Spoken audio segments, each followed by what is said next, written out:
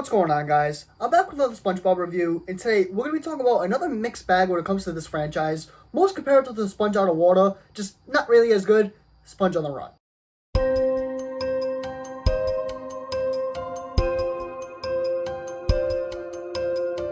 When it comes to the story, it definitely earns points for feeling like a unique origin story while also serving as a conclusion to the SpongeBob series. It was definitely intriguing to witness the exposition flashbacks, which provided subtle hints about these beloved characters' backstories.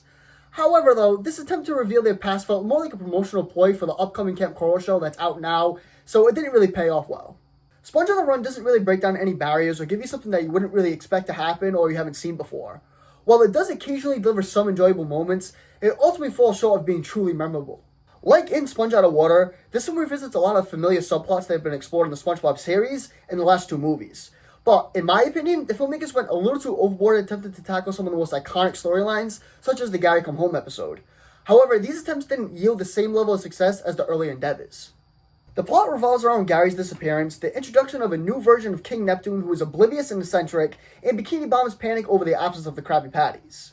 These rehash subplots feel like mere episodes stitched together to form a feature-length film. They lack depth and expansion, presenting the same old tropes in a diminished manner. My primary issue with the story lies in its main conflict. It's utterly and absolutely foolish and one of the worst villain motivations in cinema, comparable to Tsunami's motive in the Sandy Cheeks movie. It's just bad, flat out terrible. Another significant problem for the story is its pacing. Certain sections drag on excessively, making each minute feel like an eternity, which is out of character for these SpongeBob films, which usually breeze by quickly. The excessive exposition, pointless musical numbers, and flashbacks all contribute to the film's slow pace. As for the characters, the film features our beloved fish friends like Mr. Krabs, Plankton, Karen, Squidward, and Sandy. However, this is primarily another SpongeBob and Patrick adventure story, which is fine for my money.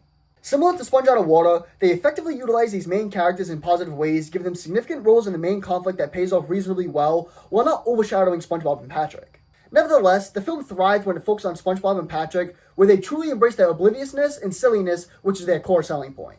One aspect that always puzzled me is how they managed to secure such talented actors in these films. The first movie had Scarlett Johansson, the last had Antonio Banderas, and this one features Keanu Reeves, Snoop Dogg, and Danny Trejo. Like with Antonio Banderas, his presence seemed to hinder the film's improvement, and this movie continues that trend where Snoop and Trejo feel utterly disposable and over the top. In terms of the script, it's basically what you come to expect at this point, but I would argue that this is one of the least funny films in the franchise. While there are obvious moments of humor, many jokes do fall flat if I'm honest. The script, when they're not cracking jokes, generally aligns with the franchise's style, although they had new writers for this film. While it feels true to the franchise, it also feels oddly off-kilter. Now, I'm probably with the minority here, but I didn't particularly enjoy the animation in this film. When I think of SpongeBob, I envision 2D animation with subtle blend of live action or exaggerated realism. This film is predominantly 3D animation, which looks excessively polished for my taste. The vibrant colors are certainly visually appealing, but they can also feel distracting at the same time, making things feel almost too detailed, like some of the sets and Sandy Cheeks herself. I applaud them for making this look and feel different, but it doesn't capture that SpongeBob feel to the fullest extent.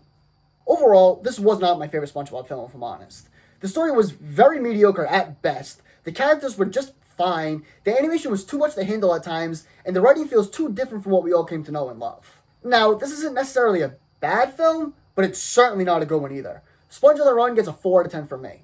Let me know what you think about Sponge on the Run in the comments below. I also reviewed the new Plankton movie that just came out, and also the Sandy Cheeks movie that came out, I think it was like earlier last year or at the top of this year. I have them in a playlist titled SpongeBob right on my homepage, so you can go check those out. Let me know if you'd like to see me review next. See you guys in the next one.